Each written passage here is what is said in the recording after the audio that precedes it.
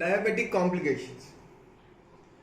Diabetic complications అనేవి బేసిక్గా two క్లాసిఫికేషన్స్గా divide చేస్తారనమాట. Acute diabetic complications, chronic diabetic complications. Chronic అంటే ప్రొలాంగ్డ్ అనమాట, prolonged diabetic complications. So first అసలు ఏంటి ఈ క్లాసిఫికేషన్ ఏంటి? అక్యూట్, ప్రొలాంగ్డ్ కానీ long term diabetic complication. Acute diabetic complications ఏంటి అంటే మెయిన్గా 3 ఉంటాయి. ఫస్ట్ది ఏంటి అంటే డయాబెటిక్ కీటోఎసిడోసిస్, డికేఏ. డయాబెటిక్ కీటోఎసిడోసిస్ అనేది డయాబెటిక్ మెలిటస్ టైప్ 1 యొక్క కాంప్లికేషన్. ఇది అక్యూట్ డయాబెటిక్ కాంప్లికేషన్. సెకండ్ది హైపరాస్కులర్ హైపర్గ్లైసీమియా కోమా అంటాం, హెచ్హెచ్సి. ఇది డయాబెటిక్ మెలిటస్ టైప్ 2 యొక్క కాంప్లికేషన్. థర్డ్ది హైపోగ్లైసీమియా. ఈజీ. అసలు డయాబెటిక్ కాంప్లికేషన్స్ని మొత్తం 2గా డివైడ్ చేస్తాం, acute and long diabetic complications. Acute ఏంటి అంటే త్రీ కాంప్లికేషన్స్ ఉంటాయి అక్యూట్ డయాబెటిక్ కాంప్లికేషన్స్లో. ఫస్ట్ది diabetic ketoacidosis, which is a complication of diabetic mellitus type 1.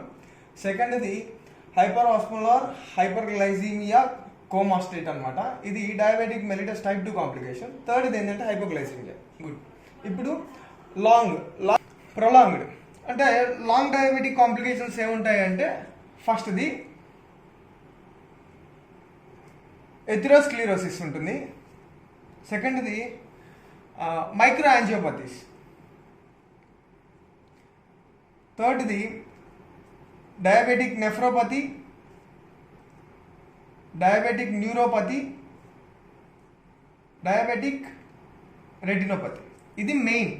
So atherosclerosis ఒకటి, మైక్రోయాంజియోపతిస్ ఒకటి, diabetic nephropathy, diabetic neuropathy, diabetic retinopathy.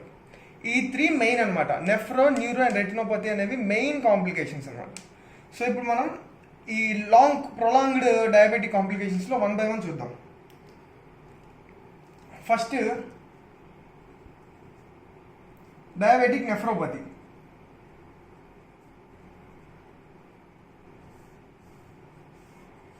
అసలు ఈ కాంప్లికేషన్స్లోకి వెళ్ళే ముందు ప్యాథాలజీ తెలుసుకుందాం.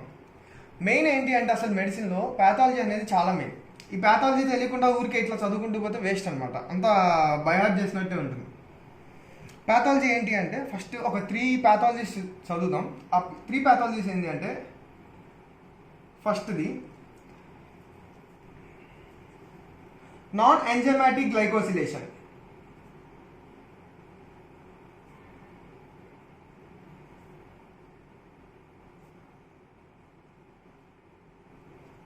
నాన్ ఎంజైమాటిక్ గ్లైకోసిలేషన్ అంటే ఈ కాంప్లికేషన్స్ చదివే ముందు ఇవి చదువుదాం ఒకసారి.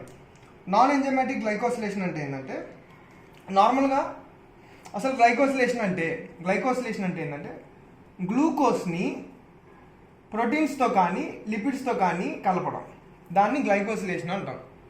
అది కానీ నాన్ ఎంజైమాటిక్ అని ఎందుకు అన్నాను అంటే ఇక్కడ ఎంజైమ్ అనేది ఉండదు. సహజంగా ఒక రియాక్షన్ జరగాలంటే బాడీలో ఎంజైమ్ అనేది ఉండాలి ఖచ్చితంగా. కానీ ఈ నాన్ ఎంజైమాటిక్ గ్లైకోసిలేషన్లో ఎంజైమ్ అనేది ఉండదు.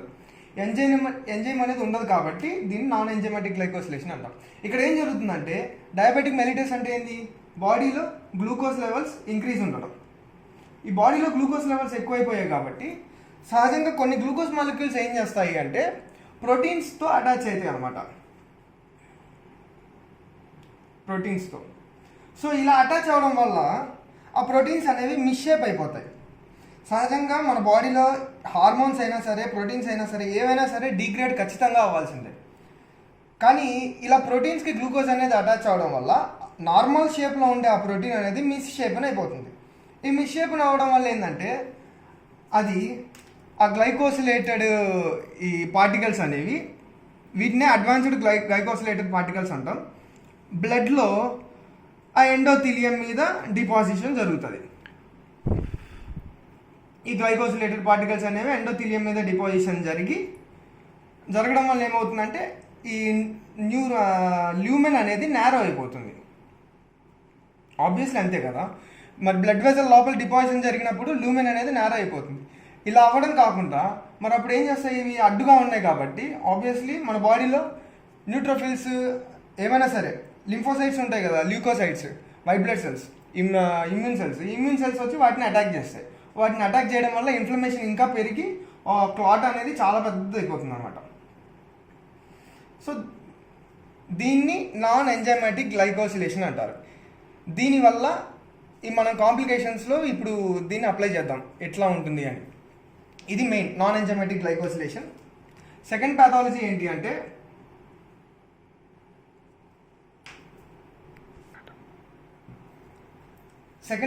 ఏంటంటే పాలియాల్ పాత్వే మెకానిజం.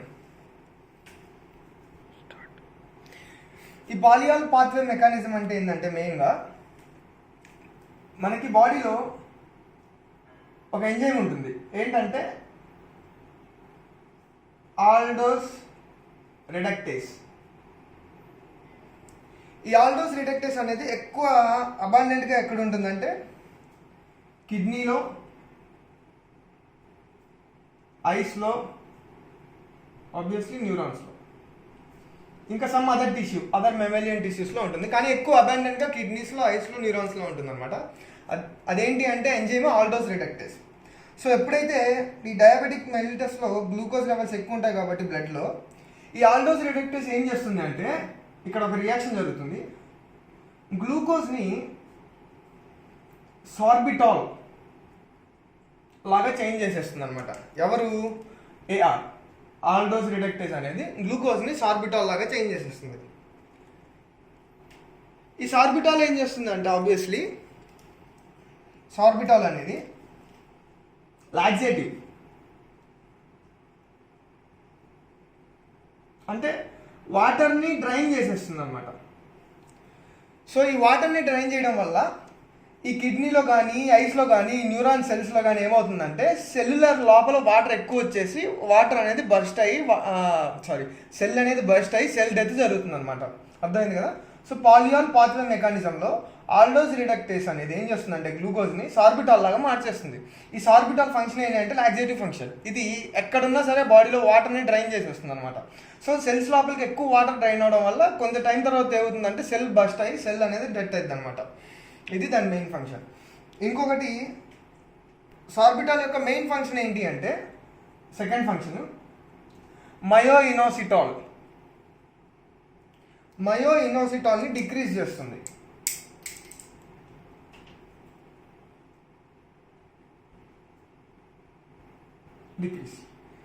సో ఈ మయోఇనోసిటాల్ని దీనికి ఇంకో పేరే ఇనోసిటాల్ అని కూడా అంటాం. ఈ ఇనోసిటాల్కి కొన్ని ఫంక్షన్స్ ఉన్నాయన్నమాట.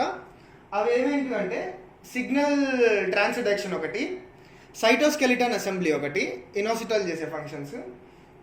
అలానే ఇంట్రాసెల్యులర్ కాల్షియం కంట్రోల్ ఒకటి, intracellular calcium control, signal transduction ఒకటి, అలానే సైటోస్కెలిటన్ అసెంబ్లీ ఒకటి. ఈ ఇనోసిటాల్ తగ్గిపోవడం వల్ల ఇది చేసే ఆ మూడు ఫంక్షన్స్ ఏవైతే ఉంటాయో అన్నీ డిక్రీజ్ అయిపోతాయి అనమాట. సో ఇది పాలియాల్ పాత్వే మెకానిజం మెయిన్.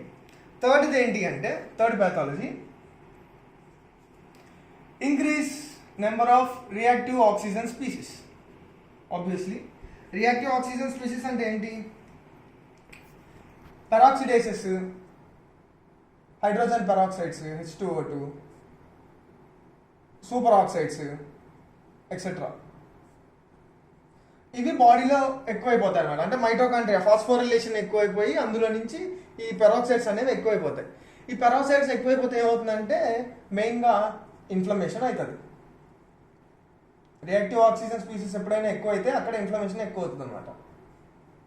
అంటే reactive oxygen species is nothing but products of oxygen metabolism జరిగేటప్పుడు ఫామ్ అయ్యే ప్రోడక్ట్స్ అనమాట ఇవన్నీ. అవి ఎక్కువైపోతే బాడీలో ఇన్ఫ్లమేషన్ ఎక్కువ అవుతుంది. సో ఇవి త్రీ మెయిన్ అనమాట, మెయిన్ ప్యాథాలజీస్.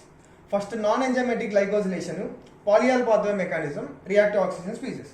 ఈ మూడు తెలిస్తే ఇక్కడ ఉన్నవన్నీ చాలా ఈజీగా చెప్పేయచ్చు. ఏవి? లాంగ్ డయాబెటిక్ కాంప్లికేషన్స్ అన్నీ చాలా ఈజీగా ఉంటాయి.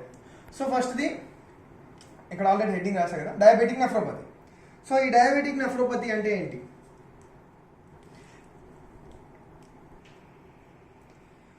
సో ఇప్పుడు డయాబెటిక్ నెఫ్రో అంటే ఏంటి? కిడ్నీస్. సో కిడ్నీలో ఏం జరుగుతుంది? గ్లూకోజ్ ఎక్కువ అయిపోతే కిడ్నీలో ఏం జరుగుతుంది? ఆబ్వియస్లీ మనకి ఇక్కడ ఇది ఎఫరెంట్ ఆర్టీరియోల్, ఇంక ఇట్లా ఇట్లా ఇట్లా అంతా గ్లోమెరులస్ ఉంటుంది. ఇది ఎఫరెంట్ డయామీటర్ పెద్దగా ఉంటుంది, ఇఫరెంట్ డయామీటర్ చిన్నగా ఉంటుంది. ఇది ఎఫరెంట్, ఇది ఇఫరెంట్. ఇక్కడ మనకి ఆబ్వియస్లీ రీనల్ ట్యూబ్యూల్, గ్లోమెరులస్ ఇదంతా ఇది ఉంటుంది. ఇక్కడ మనకి ఫిల్ట్రేషన్ మెంబ్రెయిన్, ఇది ఏమేమి ఉంటాయంటే బ్లడ్ వెజల్, ఎండోథీలియము బ్లడ్ వెజల్, మధ్యలో బేస్మెంట్ మెంబ్రెయిన్ ఉంటుంది. ఇది బేస్మెంట్ మెంబ్రెయిన్ బ్లూ కలర్లో ఉంది. అలానే దాని కింద గ్లోమెరులస్ యొక్క సెల్స్ ఏంటవి? పోడోసైట్స్ అనేవి ఎలా ఉంటాయంటే ఆక్టోపస్ లాగా ఉంటాయి అన్నమాట. సో వీటి మధ్యలో ఈ మధ్యలో ఉన్న స్పేసెస్ని ఏమంటాం అంటే ఫిల్ట్రేషన్ స్లిట్స్ అంటాం. ఇట్లా మనకి ఫిల్ట్రేషన్ జరుగుతుంది. యాక్చువల్లీ కిడ్నీలో ఫిల్ట్రేషన్ ఎలా జరుగుతుందంటే, ఇది బ్లడ్ కదా, సో బ్లడ్ నుంచి ఈ బ్లడ్ ఎండోథీలియం సెల్స్ మధ్యలో స్పేస్ ఉంటుంది కదా, ఆ స్పేస్లో నుంచి ఫిల్ట్రేషన్ జరిగితే ఈ ఫిల్ట్రేట్ని ఏమంటారంటే ఇది యూరిన్ లాగా వెళ్ళిపోతుంది అనమాట. ఇది ఫిల్ట్రేట్. ఇక్కడ మనకి గ్లూకోజ్ లెవెల్స్ ఎక్కువ అవడం వల్ల బేసిక్గా ఫస్ట్ ప్యాథాలజీ ఏం చదువుకున్నాం? Non enzymatic glycosylation. Obviously so glucose levels ఇప్పుడు డయాబెటిక్ పేషెంట్స్లో గ్లూకోజ్ లెవెల్స్ ఎక్కువ అయ్యాయి. గ్లూకోజ్ లెవెల్స్ ఎక్కువ అవడం వల్ల నాన్ ఎంజైమాటిక్ గ్లైకోసిలేషన్ జరిగింది. నాన్ ఎంజైమాటిక్ గ్లైకోసిలేషన్ ఎక్కడ జరుగుతుందంటే ఈ డయాబెటిక్ నెఫ్రోపతిలో ఎక్కువ డయామీటర్ ఏది తక్కువ ఉంటుంది? ఇఫరెంట్ ఆర్టీరియోల్స్ డయామీటర్ తక్కువ ఉంటుంది. కాబట్టి ఇఫరెంట్ ఆర్టీరియోల్స్లో ఏమవుతుంది అంటే ఈ గ్లైకోసిలేటెడ్ ప్రోటీన్స్ అనేవి అక్కడ డిపాజిషన్ జరుగుతాయి. డిపాజిషన్ జరిగి బ్లడ్ అనేది ఇంకా బయటికి వెళ్ళదన్నమాట. సో బయటికి వెళ్ళకుండా ఇక్కడ బ్లాక్ చేస్తాయి. బ్లాక్ చేయడం వల్ల ఈ గ్లోమెరులస్లో ప్రెషర్ అనేది చాలా ఇంక్రీజ్ అయిపోతుంది సడన్గా. ఓకేనా? ఈ ప్రెషర్ ఇంక్రీజ్ అవ్వడం వల్ల కొంచెం సేపు వరకు జిఎఫ్ఆర్ అనేది చాలా పెరిగిపోతుంది అనమాట. ఇది స్టేజ్ 1 డయాబెటిక్ నెఫ్రోపతి. ఈజీ, అసలు కన్ఫ్యూజనే లేదు. ఏంటంటే గ్లైకోసిలేటెడ్ ప్రోటీన్స్ అనేవి ఇఫరెంట్ ఆర్టీరియోల్స్లో డిపాజిషన్ జరిగి బ్లడ్ని బ్లాక్ చేయడం వల్ల దాని ముందున్న పార్ట్ వరకు ఆబ్వియస్లీ ప్రెషర్ అనేది ఇంక్రీజ్ అయింది. ప్రెషర్ అనేది ఇంక్రీజ్ అవ్వడం వల్ల ఆ కొంత టైం వరకు ఏమవుతుందంటే గ్లోమెరులర్ ఫిల్ట్రేషన్ రేట్ జిఎఫ్ఆర్ అనేది ఎక్కువైపోతుంది. గ్లోమెరులర్ ఫిల్ట్రేషన్ రేట్ అంటే filtrate of the blood per minute అనమాట. దాన్ని గ్లోమెరులర్ ఫిల్ట్రేషన్ రేట్ అంటాం. అది పెరుగుతుంది. దాన్నే హైపర్ ఫిల్ట్రేషన్ స్టేజ్ అని కూడా అంటాం.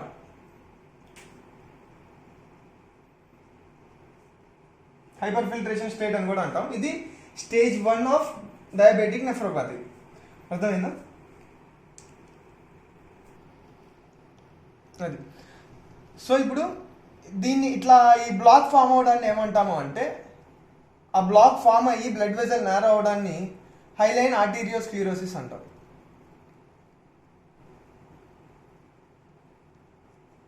హైలైన్ ఆర్టీరియోస్క్లీరోసిస్ ఇట్లా ఫామ్ అవుతుంది. ఇలా ఫిల్ట్రేషన్ పెరుగుతుంది అనమాట. ఇది స్టేజ్ 1 హైపర్ ఫిల్ట్రేషన్. అలా కొంత టైం తర్వాత ఏమవుతుందంటే పూర్తిగా ఈ గ్లోమెరులస్కి ఇక్కడ మధ్యలో మనకి మెసెంజియల్ సెల్స్ ఉంటాయి. ఈ మెసెంజియల్ సెల్స్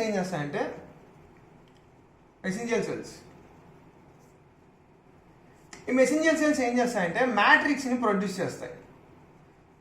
నథింగ్ బట్ కొల్లాజన్. ఈ మ్యాట్రిక్స్ని ప్రొడ్యూస్ చేయడం వల్ల గ్లోమెరులస్ అనేది సైజ్ పెరుగుతుంది అనమాట. ఇంక్రీజెస్, గ్లోమెరులస్ అనేది పెద్దదవుతుంది. సో గ్లోమెరులస్ సైజ్ పెరిగితే ఏమవుతుంది? ఆబ్వియస్లీ ఈ పోడోసైట్స్, ఈ ఫిల్ట్రేషన్ స్లిట్స్ కూడా సైజ్ అనేది ఇంక్రీజ్ అవుతుంది. ఈ ఇంక్రీజ్ అవడం వల్ల ఏమవుతుందంటే ఆల్బుమిన్ అంటే proteins like which have more size అనమాట. అలా ఏవైనా సరే particles which having more size అవి ఏమవుతాయంటే వీటి మధ్యలో నుంచి ఎస్కేప్ అవుతాయి అనమాట. అప్పుడు అవి యూరిన్లో కనిపిస్తాయి. అలా వచ్చిన సిమ్టమ్స్ ఏంటి అంటే ఆల్బుమినూరియా, ఆబ్వియస్లీ హెమచ్యూరియా. ఇక్కడ ఇంకోటి ఏంటంటే ఈ మెసెంజియల్ సెల్స్ మ్యాట్రిక్స్ని సింథసైజ్ చేస్తుందని చెప్పాను కదా, ప్రొడ్యూస్ చేస్తుందని చెప్పాను కదా. ఆ టైంలో కొంత ప్రోటీన్స్ అనేవి ఏంటి అంటే ఇలా నోట్స్ లాగా ఫామ్ అవుతాయి అనమాట. ఎక్కడ కిడ్నీ టిష్యూస్లో, ఈ గ్లోమెరులస్లో ఇలా నోట్స్ లాగా ఫామ్ అవుతాయి. వాటిని ఏమంటారు అంటే కిమ్మెల్ స్టీల్ విల్సన్స్ నోడ్యూల్స్ అంటాం.